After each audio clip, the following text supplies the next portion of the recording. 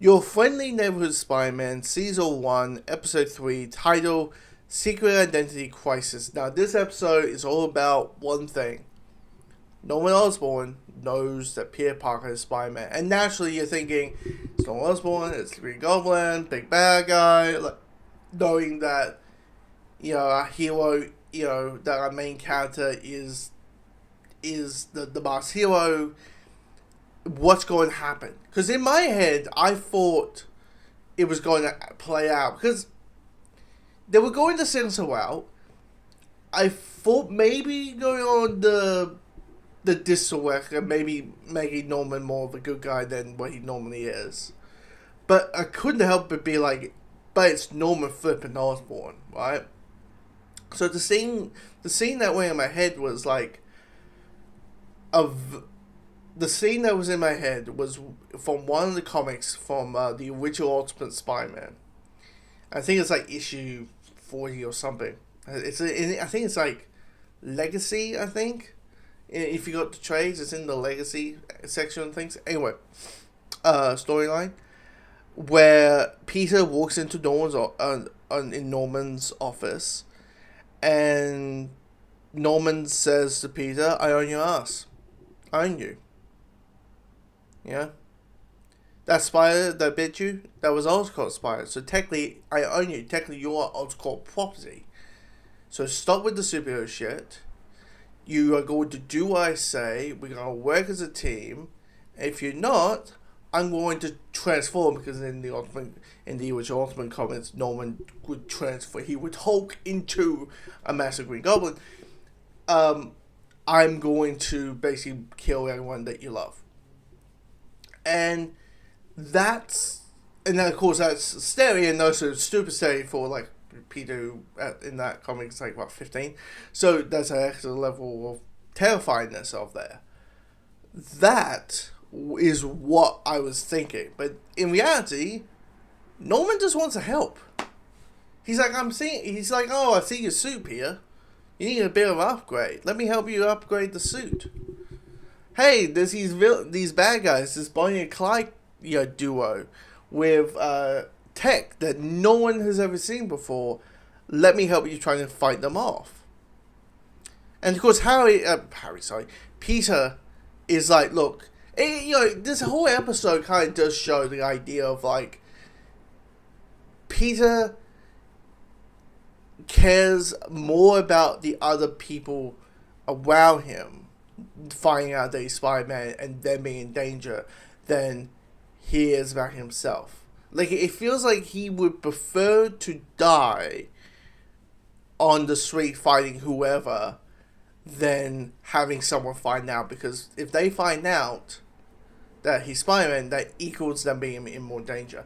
Like, Spider-Man is like the only character recently that has like the secret identity, because ever since Iron Man, the secret identity thing is kind of whizzles away. Even not just in the MCU, like Arrow and the CW shows, like they were like, we don't want to deal with the secret identity stuff. No one wants to deal with the secret identity. But when it comes to Spider-Man, it feels like, the typical thing of, I wear the mask to protect the people who I love, and so there are no danger of, so my enemies don't know them. It's there. And it kind of shows that in this episode. Now, we also got another half with Lincoln, because in episode 1 last week, Lincoln has some, I would say, he gets easily profiled from the police, and people will look at him oddly and weirdly, and just because by the appearance of his waist, the big jock, the African American football jock, the footballer, high school footballer. People have an idea what that is, and they flip it on his head. Lincoln's a nice guy. He's a nice guy, and he's getting profile, and we know he's a nice guy. So the scene where he is trying to collect his brother, because his brother has entered into a gang, and he's trying to pull pull his brother out, and he says to the guy, the leader of the gang, saying, "Come with me." Say, "Take me in, let my brother go." It kind of shows that. It kind of hammer home that that Lincoln's selfish, is selfless. Like, he's happy to sacrifice himself for the safety of the people he loves, and it kind of falls into that category. And yes, like the big action sequence at the end, like yes, it's a nice spectacle. Third act, and there's hints of who's the big bad, which I think it's safe to assume the big bad is Dr. Octopus, because Dr. Octopus is in, like, they show like some like character artwork of the character, and he looks when he looks like back in the 60s. They're going for that Steve Ditko art style, what Dr. Octopus looked like back, like, in his first time appearance. But yeah, I dug the episode. I thought it was a decent, well done episode. It does feel like the story is finally getting its thing.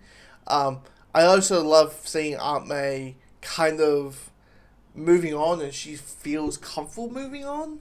It doesn't feel like, oh, I'm getting rid of Uncle Ben's stuff just so I don't have to look at Uncle Ben's stuff. It's like, no, like, this is stuff that we don't use, so let's sell these off.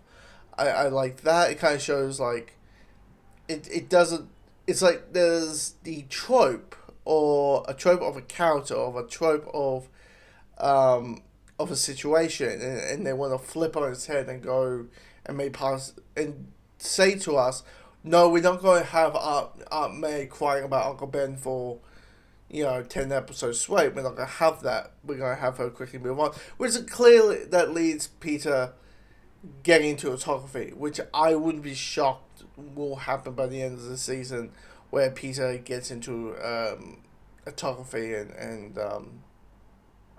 works for the debut. Which I would say this, like, Peter can still be a photographer.